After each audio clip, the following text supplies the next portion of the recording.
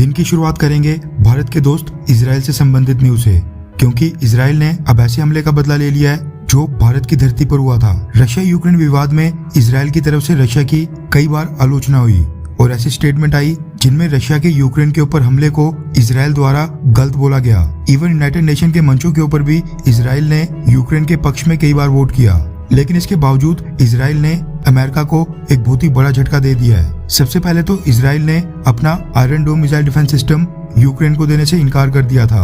America के pressure डालने पर भी इजराइल ने यूक्रेन को साफ इनकार कर दिया था, लेकिन अब आयरन डोम के बाद इजराइल ने अमेरिका और यूक्रेन को दूसरा बड़ा झटका दे दिया है। ये तो हमको पता है कि अमेरिका के अलाई समेत कई सारे नाटो देश आज की डेट में यूक्रेन की मदद के लिए यूक्रेन को हथियार भेज रहे हैं, लेकिन इजराइल ना ही खुद यूक्रेन को हथियार दे रहा है और ना ही उसने अब जर्मनी को भेजने देने का फैसला किया है। रेफरेंस के लिए आपकी स्क्रीन के ऊपर द टाइम्स ऑफ इजराइल के आर्टिकल का स्क्रीनशॉट है, जिसके मुताबिक इजराइल ने यूक्रेन को anti tank guided missile supply करने की अमेरिका की रिक्वेस्ट सीधी रिजेक्ट कर दी है। रिपोर्ट्स के मुताबिक इजराइल की स्पाइक मिसाइल्स, जिनका इस्तेमाल भारत भी करता है, इनको लाइसेंस्ड प्रोडक्शन के तहत जर्मनी में मैन्युफैक्चर किया जाता है और फिर वहां से ये जर्मनी समेत नाटो देशों को बेची जाती हैं। अमेरिका ने इजराइल से रिक्वेस्ट की और कहा कि वो अपनी स्पाइक एंटी मिसाइल्स यूक्रेन को सप्लाई करने देने की परमिशन दे, लेकिन इजराइल ने यूक्रेन को अपनी मिसाइल्स देने से साफ इनकार कर दिया है। अमेरिका की रिक्वेस्ट को रिजेक्ट करते हुए इजराइल ने बोला है कि उसको डर है कि अगर रशिया यूक्रेन युद्ध में इजराइल द्वारा मैन्युफैक्चर्ड किसी भी हथियार से रशियन सोल्जर्स मारे जाते हैं या रशिया को कोई नुकसान होता है तो रशिया इसका बदला इजराइल से सीरिया में ले सकता है। रशिया सीरिया में इजराइल के सिक्योरिटी इंटरेस्ट को नुकसान पहुंचा सकता है। लास्ट वीक सीरिया में रशिया ने अपने S-300 मिसाइल डिफेंस सिस्टम से इजरायली एयरफोर्स के फाइटर जेट्स को निशाना बनाने की कोशिश की थी। इसलिए शायद इजराइल को डर है कि अगर इजराइल ने यूक्रेन को हथियार सप्लाई किए या फिर अपने हथियार देने की परमिशन दी तो रशिया इजराइल को नुकसान पहुंचा सकता है। दूसरी खबर इजराइल और भारत से संबंधित है।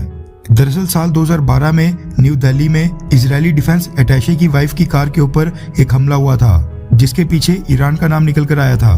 उस हमले में इजराइल के डिफेंस अटैचे की वाइफ समेत कुल 4 लोग घायल हुए थे।